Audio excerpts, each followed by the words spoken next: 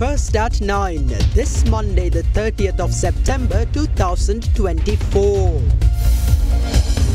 VIP security. Former MPs informed to immediately hand over firearms while government considers requests by former presidents for adequate personal security. Deflation. CCPI-based inflation reaches negative territory in September following tight monetary policy actions. Rise in exports. Export earnings in first 8 months of 2024 exceed $10 billion. The first step. Postal voting applications for parliamentary election to be accepted from tomorrow. Firm stance. SLPP's General Secretary insists no nominations for defectors. SJB leader Sajid Premadasa says no plans to destabilize country. ඔබේ විශ්වාසය දෙනු සෙන්සුරයින් දැන් ළඟමැති ෆාමසියෙන් ලබාගත හැක. කොහොමද? ඒනං ස්වදේශී original කොහොඹම තමයි. From Derana, this is Derana First at 9 with Ndivari Amuata. Live from Studio 24 in Colombo. And a very warm welcome. You're joining us once again on First at 9, your primetime English news service. And we take you straight to your top stories making headlines tonight. Details have been revealed regarding the previous users of the 107 government vehicles following the change in regime. The President's office said the returned vehicles had been parked outside the Presidential Secretariat under police protection due to a lack of space inside the state building premises. A statement issued today noted that the vehicles in question were not used by the Parliament or permanent staff of the Presidential Secretariat, but were allocated to former President Ranil Wickremesinghe's personal staff as permitted by the powers vested in him by the Constitution. From the 22nd to the 24th of September, 107 vehicles previously used by government officials under the prior administration were returned to the Presidential Secretariat, and they are parked in 4 different locations outside the office in Colombo. The President's media division stated that these vehicles were not utilized by any of the permanent staff of the Presidential Secretariat. The statement clarified that all returned vehicles belong to the former President's personal staff allocated in accordance with Article 41(1) of the Constitution. Specifically, the vehicles were assigned to 38 members of Parliament, 26 directors, 9 advisors, 8 Director Generals, 7 coordinating secretaries, 4 senior advisors, 4 senior additional secretaries, 3 coordinating directors, 1 governor, 1 personal secretary to the Secretary to the President, 1 senior coordinating secretary, 1 ombudsman, the private secretary to the President, and 1 chief coordinator. Vehicles used by the Chief of Staff to the President and the Secretary to the President are also among those returned. Furthermore, the President's media division stated that the parked vehicles are not for exhibition purposes and will be allocated for essential services under the orders of President Anura Kumara Disanayaka. Horizon Campus 2024 Intake 2. Register now. චන්දරුසුමේ කාගෙන් මන අපේ සිග TV සඳහා සුපිරි deal. පිරිපුන් ජීවිතයකට ඔබ සමගින් පෙරට Union Assurance. Now, Minister of Public Security Vijita Herath chaired a discussion to address security measures for former presidents and other VIPs. Acting Inspector General of Police Priyant Vijay Surya, security chiefs of Tri-Forces Personnel and Defence Ministry also attended the meeting. This discussion follows a recent decision to remove security persons and provisions for VIPs, including former presidents. However, the former presidents have since communicated their security needs and the number of personnel required.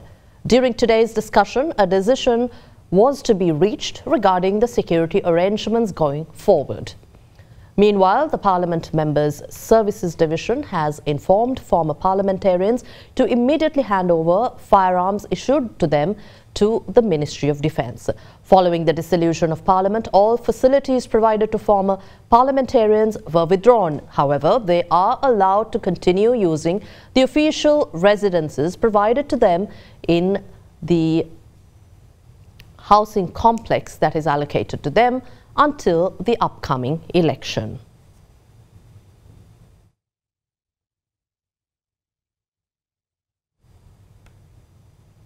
The Ministry of Defence has halted the initiative or incentive paid to Triforce's personnel assigned to former parliamentarians' security details following the government's decision to recall all security personnel attached to such details. Following the decision to recall the security of parliamentarians, the Ministry of Defence has informed Triforce's commanders that the incentive for personnel involved in the security details of former VIPs will not be paid in future, as they will no longer be assigned to the duties from the 22nd of September this year. Consequently, the allowance will be paid only until the 22nd of September. The Ministry of Defence further clarified that the allowance for Triforce's personnel assigned to the security details of the Chief of Defence Staff, Triforce's commanders and the former presidents has not been discontinued.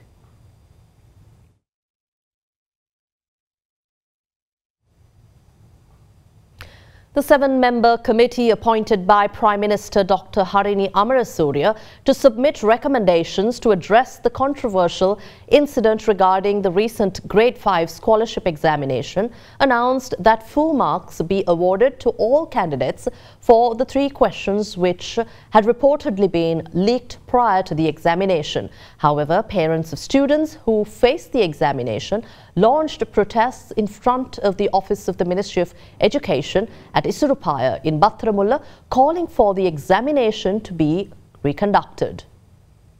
On the 15th of September, the Grade 5 scholarship examination was held with the participation of 323,879 students across the country. The Commissioner General of Examinations, Amit Jayasundara, stated the results will be released within 40 days of the date of the examination. However, many parents of students who faced the examination raised complaints, stating that 3 questions similar to those on the first paper for the scholarship examination had allegedly been posted online prior to the examination via a model examination paper.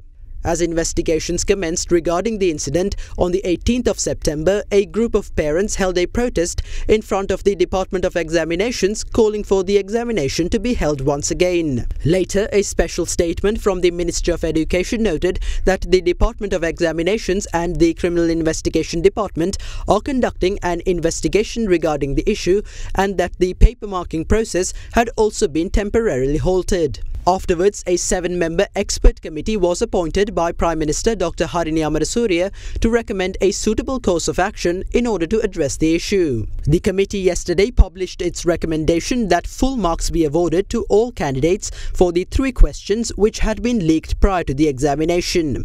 The committee highlighted that reconducting the Grade 5 scholarship examination will be a significant mental strain for the students who have already faced the examination. Against this backdrop, a group of parents held another protest today in front of the offices of the Ministry of Education at Isurupaya, Battaramulla, calling for the examination to be reconducted.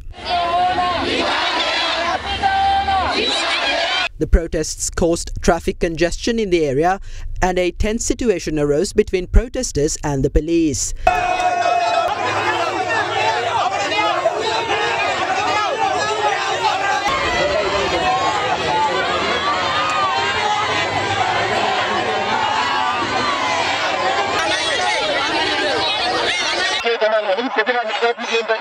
Later, a number of protesters were permitted to hold a discussion with officials of the Ministry of Education. However, after a nearly 2-hour-long discussion, the representatives of the protesters claimed that they had not received a satisfactory solution. Subsequently, the protesters marched to the Presidential Secretariat and continued their protest. The police and the riot control unit were called in to remain on standby as the protest had continued for several hours. Later, 4 protesters were permitted to hold discussions with Secretariat officials. However, the protesters could not come to a decision on who will join the discussion. The protesters remained near the Presidential Secretariat until the evening.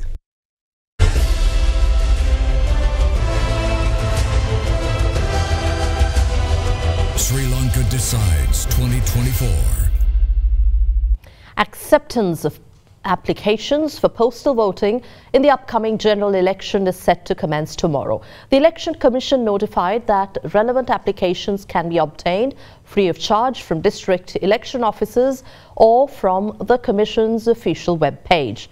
Meanwhile, a group of health unions submitted a request to the Election Commission to allow medical professionals to cast postal votes in the general election, citing that many of them were unable to vote in the recently held presidential poll due to difficulties in obtaining leave.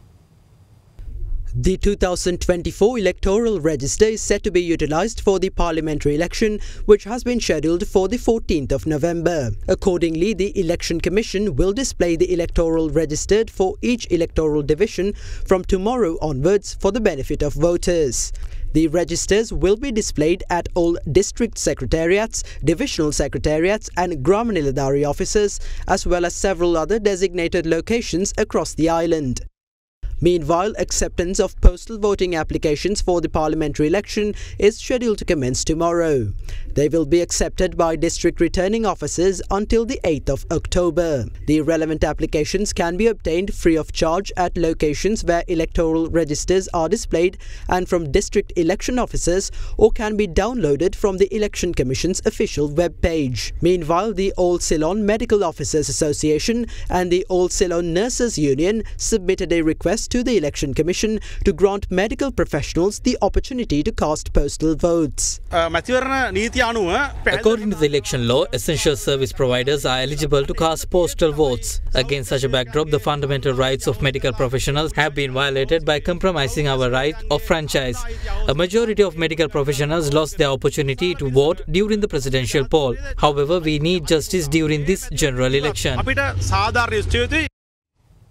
Now, General Secretary of the Sri Lanka Podujana Peramuna Sagara Karyawasam says members who betrayed the party to support former President Ranil Wickremesinghe during the presidential election will not be granted nominations for the upcoming general election. There's a certain group of members who betrayed our party. We will not offer those members key positions within the party and nominations for the upcoming general election. We will never re-accept those members due to their betrayal. Leader of the Samagi Jana Balawegaya, Sajith Premadasa, vowed not to destabilize the country before the parliamentary election in order to secure power. In the meantime, former Minister Manusha Nanayakkara stated that discussions with the Samagi Jana Balawegaya on forming an alliance ahead of the elections are ongoing, but it was difficult to predict the result of the discussion. The group of politicians who supported former President Ranil Wickremesinghe during the presidential election held another discussion at the Election Operations Office on Flower Road, Colombo. අපි හිතන්නේ මේ වෙලාවේ විපක්ෂයේ සියලු දෙනාකට එකතු වෙන්න ඕනි කියලා. ඉතින් තම තමන්ගේ පෞද්ගලික අභිමතාර්ථ තියෙනකොට සමහර අය එහෙම එකතු වෙන්න අකමැතිකම් තියෙනවා. සජබේ ඔබතුමාලගේ සාකච්ඡා නැද්ද දැන් ඉවරද? ඒ සාකච්ඡාත් යයි. අපි දන්නේ මොනවද අවසන් තීන්දුව වෙන්නේ කියලා. Meanwhile, leader of the Samagi Jana Balawegaya, Sajith Premadasa, participated in a meeting with SJB members of Colombo North. A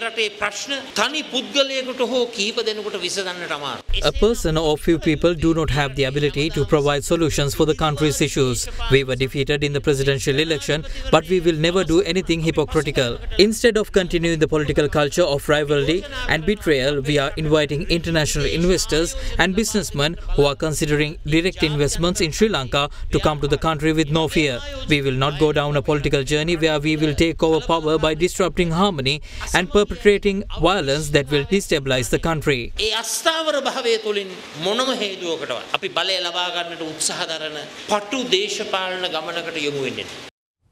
Meanwhile, several political figures and parties expressed their opinion on the upcoming general election and the current political situation in the country.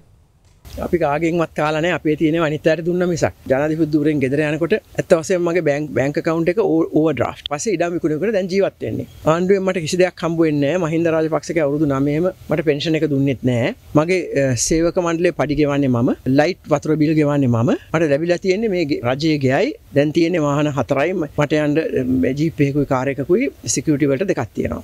Car 4ක් තියෙනවා. ඒවත් ඕනනම් ගත්තාවේ. පස්සේ කියන්න මට කිසි ලැජ්ජාවක් නැහැ.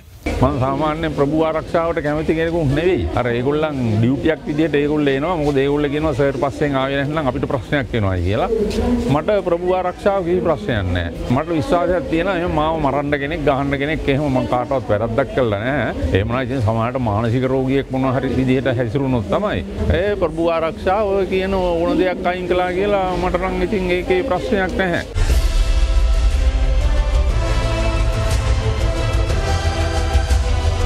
Sri Lanka decides 2024. The final rites of the late former minister and parliamentarian of the Kaluthara district, Kumara Welgama, were conducted earlier this evening at the Mathugama cemetery.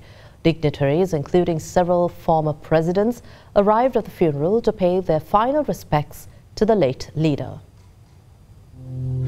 Kumara Welgama, a former minister and parliamentarian of the Kaluthara district, was an infamous figure in Sri Lankan politics. He dedicated a significant portion of his 42-year political career to public service. Welgama, who was receiving treatment at a private hospital in Colombo, passed away last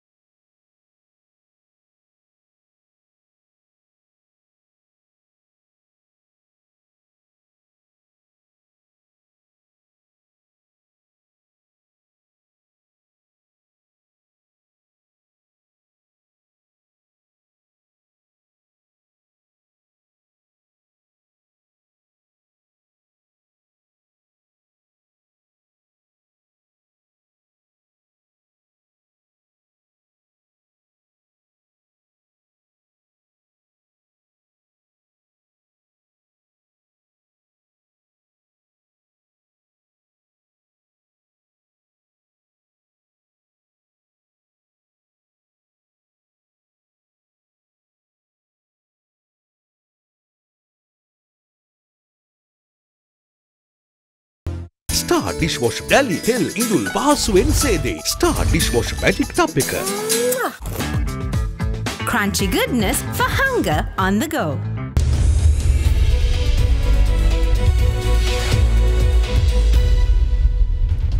We take you to business news now. Inflation has decreased to negative 0.5% in September, down from 0.5% in August, marking a period of deflation following tight monetary policy actions implemented in response to the crisis. The Department of Census and Statistics attributed the decline in inflation primarily to price decreases in both food and non-food categories during the month. Accordingly, year-on-year food inflation as measured by the Colombo Consumer Price Index has dropped to negative 0.3% in September, following 0.8% in August, while non-food inflation decreased to negative 0.5% from 0.4%. For August this year, on a year-on-year basis, the contribution to inflation from food commodities was negative 0.11%, while the contribution from non-food items was negative 0.3%. The decrease in non-food inflation was mainly due to price drops in categories such as housing, water, electricity, gas and other fuels. However, price increases were observed in alcoholic beverages, tobacco and narcotics, education, health and transport.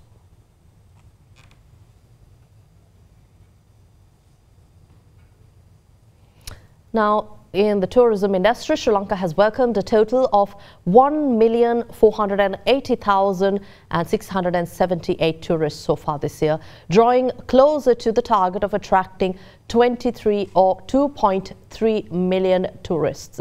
According to the latest data issued by the Sri Lanka Tourism Development Authority, the country has recorded 118,010 arrivals from the 1st to the 29th of September this year. The highest number of tourist arrivals was recorded during the second week of this month, from the 8th to the 14th of September, amounting to 30,057 arrivals in the country. Weekly tourist arrivals saw an uptick following the presidential poll, as the number increased to 28,850 during the 2nd to the 28th of September, from 26,070 arrivals during the second week of September when the election was held. The highest number of tourists to the country so far this year were from India, with a total of 285,755.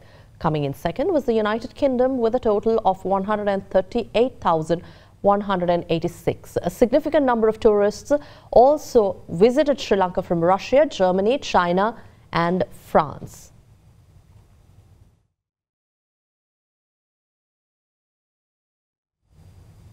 Sri Lanka's export performance in August reached $1.16 billion, marking an increase of 4.18% compared to the same month last year. The Export Development Board also noted a 3.1% increase in exports from July to August of this year. Meanwhile, total exports for the first 8 months of this year were recorded at $10.68 billion, reflecting a 5.32% increase over the same period last year.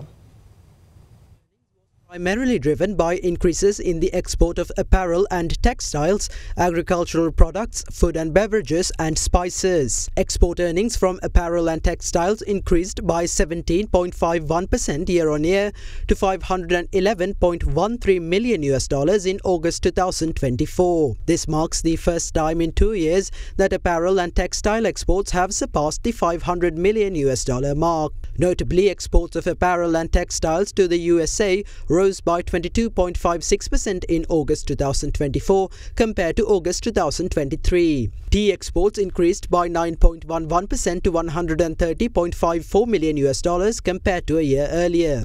Exports of rubber and rubber-based products grew by 29.48% to $103 million, while coconut exports increased by 38.3%. Among Sri Lanka's top 10 export markets, the United States, the United Kingdom, Germany, the Netherlands, France, Canada, India and China all exhibited positive growth during the month. However, exports to the European Union, which accounts for 24% of Sri Lanka's total exports, decreased by 1.64% year-on-year during the month. During the first 8 months of 2024, cumulative merchandise exports increased by 5.37% to $8.44 billion compared to the same period in 2023. The estimated value of service exports is expected to rise by 7.58% to $2.246 billion during the first 8 months of 2024 compared to the corresponding period in 2023. Consequently, total exports for the first 8 months of 2024, including both merchandise and services, were recorded at $10.68 billion, reflecting a 5.82% increase over the same period in 2023.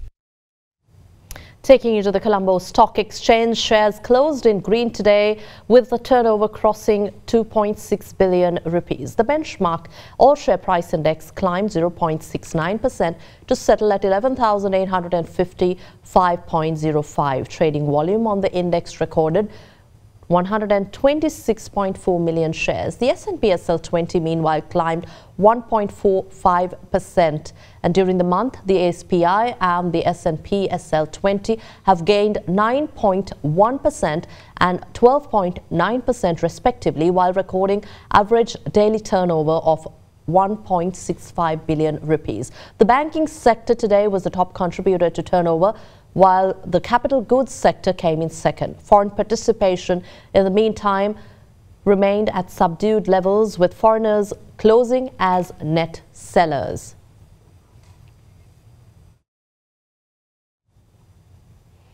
Here's a look at the rupee exchange rates for the day.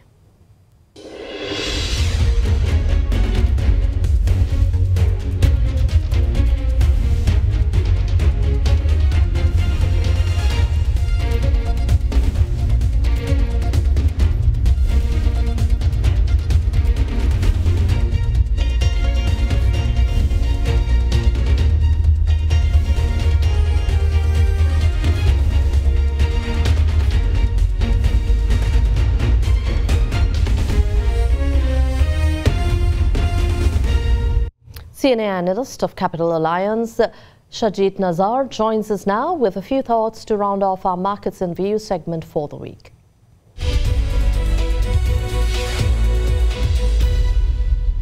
Last week, the domestic equity markets saw an uptick with the S&P 20 increasing by 9.92% to close at 3,410 from 3,102, while the all-share price index rose by 7.36% from 10,967 to 11,773. Along with these gains, the market turnover increased by 300% to 14.2 billion rupees. The government generated 120 billion rupees last week through the treasury bill auctions. Throughout the auction, interest rates on the 6 and 12-month notes declined by 3 and 2 basis points respectively, while the 3-month bills stayed steady. Internationally, all three major US market indices closed at weeks at a high, with the Dow Jones and S&P 500 up by 0.6% each, and the Nasdaq up by 1%.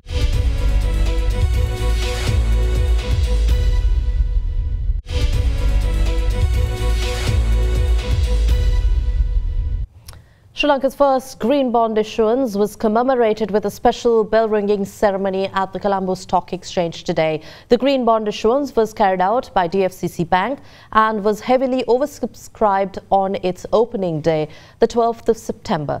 Given that the revenues of the issues will only be used for renewable energy projects, it represents a substantial boost for the country's solar energy sector. With that, here's a look at more corporate affairs in brief.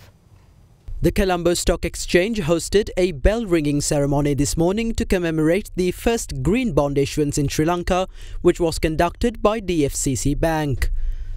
Getting the first issuance of the listed sustainable bond in the Colombo Stock Exchange. The Colombo Stock Exchange has for too long been a single product market, and I think the fact that we will have more issuances going forward will diversify our product portfolio. I think is that it was issued about 100 basis points below the risk-free rate. There we are quite confident that we will have many more green issues coming in the future. So this transaction clearly illustrates how the capital market can support sustainable development and help Sri Lanka achieve its climate goals. For ADB, promoting sustainable capital market development is one of the key components of our work to promote sustainable recovery, build resilience, and enhance inclusive growth in Sri Lanka. In collaboration with the SEC, CSE, we have launched an initiative to develop green, social, and sustainable capital market financing ecosystem in Sri Lanka, and we look forward to continuing our partnership with the SEC and CSE to further develop the regulatory framework and market ecosystem, facilitate product innovation that is on par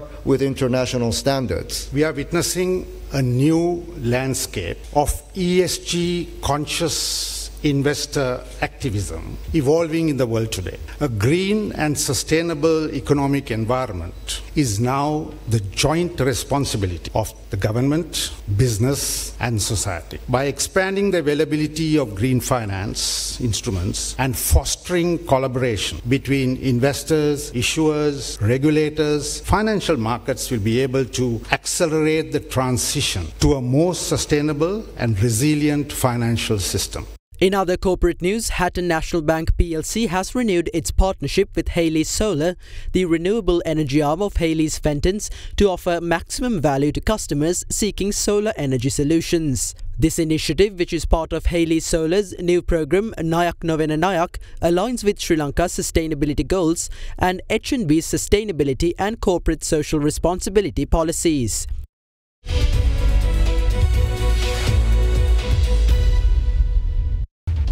In some news, Justin, Ceylon Petroleum Corporation announced a fuel price revision with effect from midnight tonight. The price of a litre of 92-octane petrol has been reduced by 21 rupees to 311 rupees. The price of a litre of 95-octane will remain unchanged. Meanwhile, the price of a litre of auto diesel has been reduced by 24 rupees to 283 rupees and super diesel has been reduced by 33 rupees to 319 rupees. The price of a litre of kerosene is reduced by 19 rupees to 183 rupees a litre. In other news, in light of the recent escalation of violence in the Middle East, the Ministry of Foreign Affairs has instructed all Sri Lankan nationals to refrain from travelling to Lebanon and Syria until further notice. The Foreign Ministry requests all Sri Lankans who are currently in Lebanon and Syria to remain alert and to take necessary precautions. They have also been advised to maintain regular contact with the Sri Lankan Embassy in Beirut and the Honorary Consul of Sri Lanka in Damascus. And here's a look at some news in brief from across Sri Lanka. A person was injured and rushed to a nearby hospital following a shooting carried out by police in the Pallimulla area in Panadura. Police had opened fire at a lorry that had disregarded instructions to halt at a police checkpoint for a search and had continued to move forward in a suspicious manner. Police revealed that the lorry in question was illegally transporting cattle.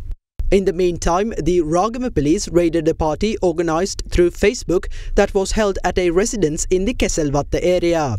During the raid, police apprehended 16 boys and 2 girls aged between 14 and 19 years who were under the influence of narcotics. According to the police, 160 milligrams of heroin, 19 grams of Kerala cannabis and 8 tablets containing a narcotic substance were taken into police custody during the arrest.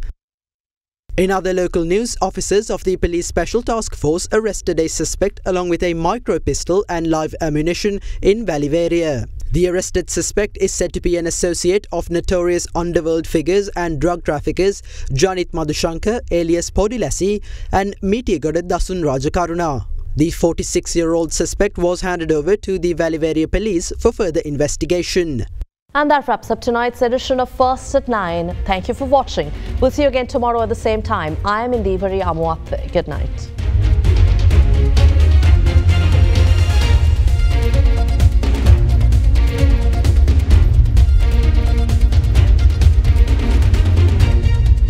For news and information you can trust 24 hours a day, visit adaderana.lk.